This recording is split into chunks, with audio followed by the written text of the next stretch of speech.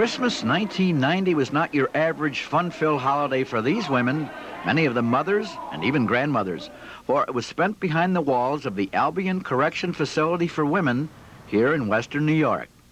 But their spirits were lifted thanks to a group of dedicated women headed by Mrs. Constance Eve, who came up with an idea 11 years ago called Project Joy.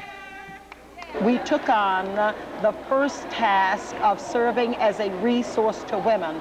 We called ourselves Women for Human Rights and Dignity because we believe the word human is very special. Every time we came to Albion and Alden and the Holding Center, we met women continually who did not have a high school diploma. Well, that's just like cutting your throat. It really is. In 1990, you can't survive. We have much to do, but we can achieve so much together. That's why some of the workshops today talked, for example, about the transition from here to home. Another focused on the care of the child, their rights in terms of getting their children back, the process. So there are a lot of kids that are in foster care. It's a temporary housing situation. What we do is put them into a safe place, into a safe home. We make sure that they're clothed and fed and that all of their needs are being taken care of. You have one felony, you can apply for a certificate of release from disability. And what that does, that only gives you that one conviction. So when you go to apply for a job, the only thing that's going to show up is supposed to be that one conviction that you had. But I know that the way the system works today, if you get 3 felonies, I don't know how many y'all aware of it, but they can lock you up for life. Well, there's no question in my courtroom and in courtrooms at every level in the criminal process, more and more women are being arrested, are being convicted of crimes. There's no question that the drug problem has permeated crime for men and women and related activities. Women who are selling their bodies to get money for drugs. The majority of women that we see today here, as well as the majority of women I see at the city court level, are already mothers, sometimes many times over. What happens to the children? Well, that's a difficult issue, and in fact, it's an issue that one of our workshop leaders from the Erie County Department of Social Services is addressing today.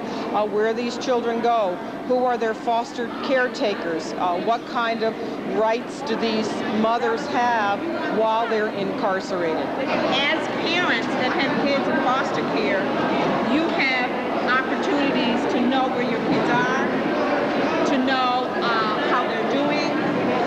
Your kids should be visiting you at least every 3 months. Even as incarcerated parents, there are laws in the book that says you have a right to know where your kid is, a right to visit your child, and a right for that child to be returned home to you. We're looking at a whole generation of childbearing women here. We're looking at women in their 20s who are away from their families.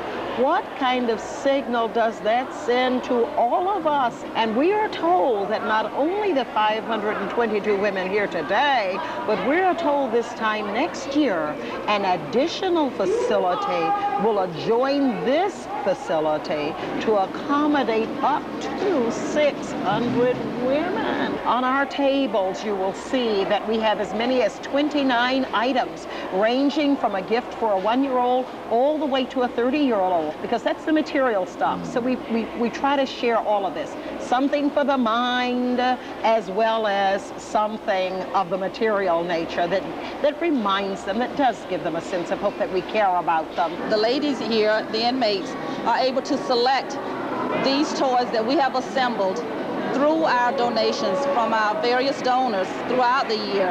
And the ladies are able to select toys for their children. When we select these toys, when we go to all the stores and throughout the Buffalo area to select these toys, we select toys that we would want for our own children because they're mothers. They are very serious about choosing the toys for their children. How about you? What are you getting? Well, I'm getting my daughter a teddy bear. I'm getting this one for my son. Mayo for my other son. And my daughter, I got to think of something for her. How many children do you have? 4. Who are you getting a gift for? My daughter. Your daughter, what's her name? Tamara. And how old is she? 6. 6 years. And what are you getting her? A Walkman Walkman? She'll be happy with that. And when will you get to see her? in May. For good? Yeah. And then you won't ever be back here again, I bet. For whom are you getting a gift for today? My grandchildren. Grandchildren? Yeah. How many? 2. And what are you getting them? A teddy bear and a CM set. And when will you be seeing these little dolls? In March. For good? Yes. Wonderful. Good. Very good. We have to, just as human beings, just take off the blinders for a moment. None of us is that much in a hurry.